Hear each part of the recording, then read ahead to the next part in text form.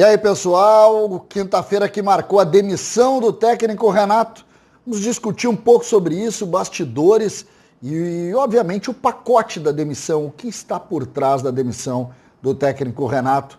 César Cidade Dias falando de Grêmio aqui no YouTube, papo de gremista para gremista. Lembrando que no primeiro comentário você tem o passo a passo de um trabalho home office que pode lhe dar mais de R$4.000 de renda extra com investimento de R$67. Não perca oportunidade, está aqui no link, tanto na descrição como no primeiro comentário. Gente, durante a tarde, Wagner Martins trouxe a informação da demissão do técnico Renato Portaluppi, ele que desde setembro de 2016 era o técnico do Grêmio. Essa informação, na verdade, desde ontem já se levantava, sobretudo em cima do que disse Cláudio Oderich após a eliminação do Grêmio. Mas a gente precisa fazer um breve histórico para entender a partir de quando que Renato começou a ser demitido.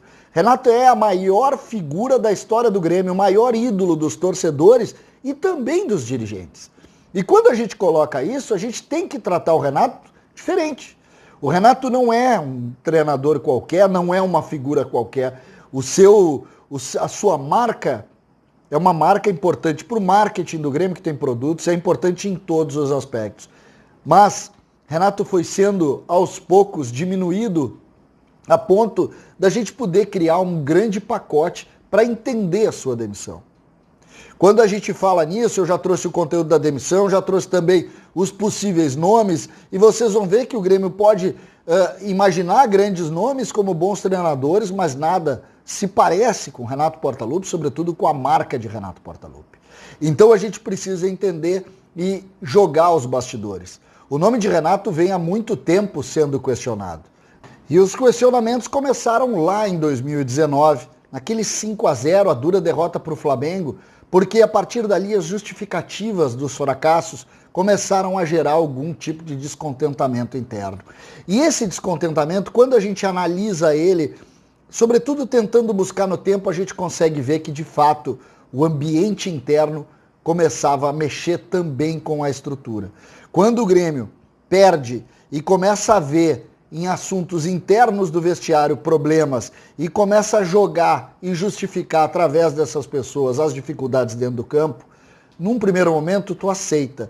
Num segundo momento tu começa a questionar. Sempre existia uma justificativa. Eu usei em vários conteúdos aqui os culpados, que eram jogadores, e quando os jogadores passaram a ser culpados e esses jogadores tinham a indicação do Renato, também a direção começou a questionar. Porque o custo Tardelli, por exemplo, foi alto para a direção. O custo Thiago Neves foi alto para a direção. E quando se começou a questionar isso, e se chega dentro do campo de jogo e se vê um time sem muitas ações, sem muitas modificações, o questionamento foi aumentando e a voz contra Renato aumentando também. E aí a gente conseguiu entender alguns momentos, porque as derrotas foram começando a parecer umas com as outras. Quando o Grêmio tomou o 4-1 do Santos e justificou em cima de erros individuais a derrota, o alerta ficou muito latente. Algumas ações de Renato naquele período também criaram, e aí começou um caminho que não se imaginava até ali. A torcida começou a se incomodar com o Renato. A torcida não queria mais ouvir nas coletivas a frase dos investimentos do Flamengo. A torcida não queria mais ver nas coletivas a ideia de que a todo e qualquer momento o melhor futebol do Brasil fosse voltar a aparecer. E a partir daí o questionamento do torcedor começou a chegar nos dirigentes. O presidente Romildo, muito conservador até nas suas ações, segurou sempre e tudo que pôde. Mas aos poucos, e aí entrando a questão envolvendo os jovens, foi a gota d'água. Por quê? Porque o Grêmio via a formação de jogadores, pedia mais espaço para eles, mas via jogadores questionados entrando e os meninos sendo preteridos. E isso foi criando ainda mais o ambiente para a saída de Renato. O que acontece? Qualquer outro treinador teria saído em uma ou outra dessas ações que eu coloquei para vocês. Qualquer outro. Mas Renato era diferente e é diferente. Renato, por exemplo, não encerrou a sua tarefa no Grêmio hoje. Não pensem vocês que essa foi a última ação de Renato como treinador. Ele vai voltar. Ele vai voltar e vai voltar também com sucesso, porque sucesso faz parte da vida dele.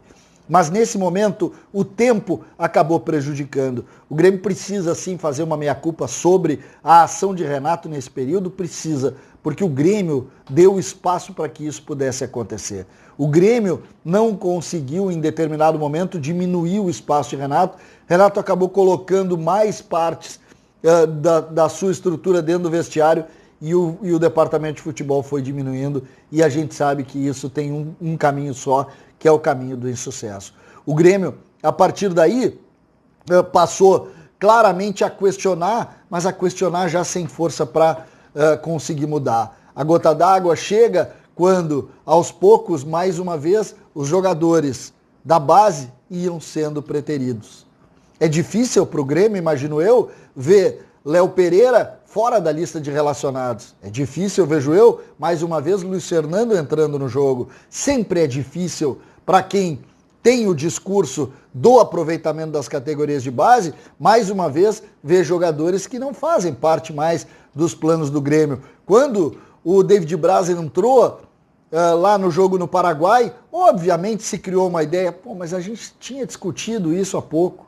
Quando Everton apareceu na relação de concentrados e Léo Pereira não, é óbvio que o discurso do Grêmio disse, meu Deus, o discurso está errado. A gota d'água foi, sim, a utilização dos jovens. E eu não digo a gota d'água da demissão, a abertura de espaço para que isso pudesse ser, mais uma vez, discutido. O futebol, ele é prático nessas questões. Ele é prático. E não existe nada mais forte do que prática e discurso. O Grêmio lançou uma ideia de tentar mudar as formas. E Renato não abraçou essa ideia. Por quê? Porque não é da sua forma de conduzir, abraçar a ideia. O Renato tem a sua forma particular de abraçar e de fazer os projetos. E Renato foi vencedor com esse projeto. Mas esse projeto do Renato já não fechava com o projeto do presidente Romildo. E isso foi determinante para que, nesse momento, se cruzassem as conversas e os dois dissessem, acho melhor a gente parar por aqui. O Renato não vai diminuir em nada as suas grandes histórias no Grêmio em razão de uma demissão. Em nada. Mas o Grêmio precisava de outro caminho. E esses bastidores que pode ter aqui, a gente recebe nas redes sociais votos de vice-presidentes aqui, votos de vice-presidentes ali. Não existe nenhum gremista hoje que não questionava o trabalho do Renato. E não questionava muitas vezes pelos erros do próprio Grêmio, que permitiu que isso tomasse corpo. Os bastidores passam muito por isso. Os dirigentes incomodados com a diminuição do tamanho do Grêmio aplaudidíssimo em 2017 com esses dirigentes que aí estão. Aplaudidíssimo. E o Grêmio vaiado de hoje, criticado de hoje, é evidente que a comparação ela passa obrigatoriamente pelo grande protagonista de vestiário, que é o técnico Renato. É impossível não questionar. Estranho seria se não questionasse. Tem gente que não questiona, mas é que quem não questiona não torce para o Grêmio, torce por projeto, torce por pessoas. E não, aqui nós estamos falando de quem torce para o Grêmio. E quem torce para o Grêmio viu que o time piorou. E se o time piorou, obrigatoriamente tu tem que discutir quem comanda.